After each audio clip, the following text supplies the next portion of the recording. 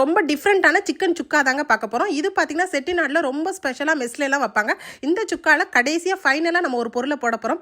So இது தாங்க chicken சுக்கா டேஸ்ட்டாக இருக்கிறதுக்கு ரொம்ப ரொம்ப காரணம். ஸோ வாங்க இவ்வளோ சூப்பரான செட்டிநாடு ஸ்டைல் ஃபேமஸான சிக்கன் சுக்கா வந்து நம்ம எப்படி செய்யலான்றதை பார்த்துலாம் வாங்க. இந்த சிக்கன் சுக்கா செய்கிறதுக்கு ஃபஸ்ட்டு வந்து நம்ம அடிகனமான பாத்திரம் எடுத்துக்கலாம். இதில் குக்கிங் ஆயில் ஒரு 2-3 ஸ்பூன் ஆட் பண்ணிக்கோங்க. ஆயில் சூடானதுக்கப்புறம் பட்டை, சோம்பு, இலை இதெல்லாம் பிரியாணி இலை இதெல்லாம் போட்டுக்கோங்க.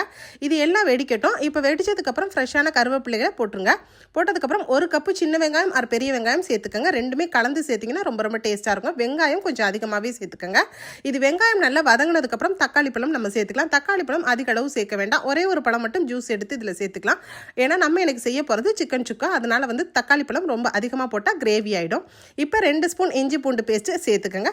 சேர்த்துட்டு நல்லா வந்து வதக்கிடுங்க. இது எல்லாம் பச்சை வாசனை போனதுக்கப்புறம் நம்ம 1/2 கிலோ சிக்கன் வந்து நம்ம இதில் சேர்த்துக்கலாம். 1/2 கிலோ சிக்கன் வந்து போன்லெஸ்ஸாக இருந்தாலும் சரி, போன் உள்ளதாக இருந்தாலும் சரி, இந்த மாதிரி ஃப்ரெஷ்ஷாக வாஷ் பண்ணிவிட்டு இதில் ஆட் பண்ணிவிட்டு நல்லா வதக்கிடுங்க. இந்த இஞ்சி பூண்டு வெங்காயம் தக்காளி விழுதோடு இதை வந்து நல்லா வதக்கணும். கொஞ்சம் கூட தண்ணி சேர்க்கக்கூடாதுங்க. இந்த சிக்கன் சுக்கா செய்யும் போது இது அப்படியே இருக்கட்டும். மூடி போட்டு தான் மேக்ஸிமம் வந்து நீங்கள் குக் பண்ணுற மாதிரி இருக்கும். ஏன்னா அப்போ தான் வந்து அதில் உள்ள தண்ணி எல்லாமே வந்து அப்படியே வெளியில் வர ஆரம்பிக்கும். அதனால் வந்து அப்படியே குக் பண்ணிடலாம். இப்போ 1 ஸ்பூன் வந்து மஞ்சத்தூள் ஆட் பண்ணியிருக்கேன். மஞ்சத்தூள் ஆட் பண்ணிவிட்டு நல்லா வந்து கிளறி விட்டுருங்க. கிளறி விட்டுட்டு இப்போ நம்ம மூடி போட்டுடலாங்க. நான் கொஞ்சம் கூட தண்ணியே சேர்க்கல.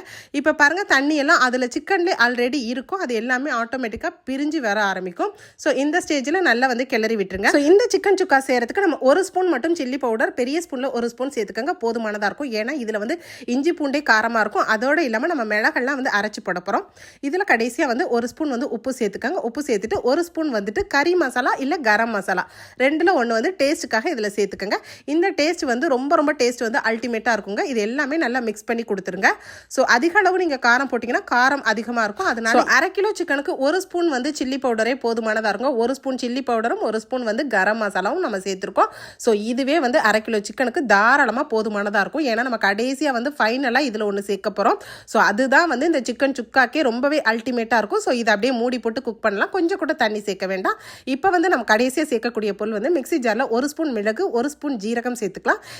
இதில் வந்து நான் ஹோட்டல் டேஸ்ட் கொண்டு வரணுன்றதுக்காக இதில் முந்திரி பருப்பு ஆட் பண்ணியிருக்கேங்க. உங்கள்கிட்ட இருந்தால் ஆட் பண்ணுங்கள், இல்லாட்டி கூட நீங்கள் ஸ்கிப் பண்ணிக்கலாம். ஏன்னா முந்திரி போட்டிங்கன்னா ஒரு டேஸ்ட் வந்து ரொம்ப ரொம்ப டிஃப்ரெண்ட்டாக இருக்கும். ஒரு 5-6 முந்திரி பருப்பு போட்டுக்கலாம். இதில் 2 பூண்டு வந்து அப்படியே தோல் உரிக்காமல் சேர்த்துட்டு இதை குறைன்னு 1-2 நம்ம அரைச்சிக்கலாம். இந்த மாதிரி இருக்கும். இது தாங்க நம்ம ஃபைனலாக கடைசியாக வந்து சிக்கன் சுக்காக்கு நம்ம ஆட் பண்ண போகிறோம். இப்போ இந்த பூண்டு ஃப்ளேவர், மிளகு, ஜீரக பொடி ஃப்ளேவர் அதோடு இல்லாமல் நம்ம வந்து முந்திரி பருப்பு சேர்த்துருக்கோம்ல, இது எல்லாமே வந்து சிக்கன் சுக்காக்கு ஒரு நல்ல ஃப்ளேவரை எடுத்து கொடுக்குங்க. ஃபைனலாக கடைசியாக வந்து கொத்தமல்லி லீஃபை வந்து பொடிசாக கட் பண்ணி இதில் மேலாக தூவி விட்டு நல்ல சுக்காவாக அப்படியே பெரட்டுனா போல் எடுத்துடுங்க. கரெக்டாக எடுத்துட்டிங்கன்னா கரெக்டான கன்சிஸ்டன்சியில் வைக்கும் போது ரொம்ப ரொம்ப சூப்பராக இருக்கும். இது சாம்பார் சாதம், ரசம் சாதம், எல்லா அசைவ சைவ விருந்துக்குமே சைட் டிஷ்ஷாக நீங்கள் செம்ம சூப்பராக செஞ்சு கொடுக்கலாம். ஸோ இன்றைக்கி நான் செஞ்சு காமிச்சிருக்கேன் இந்த வித்தியாசமான சிக்கன் சுக்கா வீடியோ பிடிச்சிருந்தா நம்ம வீடியோக்கு மறந்துடாமல் லைக் போட்டுக்கோங்க. அப்புறம் என்னங்க, இந்த சிக்கன் சுக்கா வீடியோ உங்கள் ஃப்ரெண்ட்ஸ் அண்ட் ஃபேமிலி ரிலேட்டிவ்ஸ்க்கு இன்றைக்கி இப்போவே நிறைய ஷேர் பண்ணிக்கோங்க. தேங்க்யூ. தேங்க்ஸ் ஃபார் வாட்சிங்.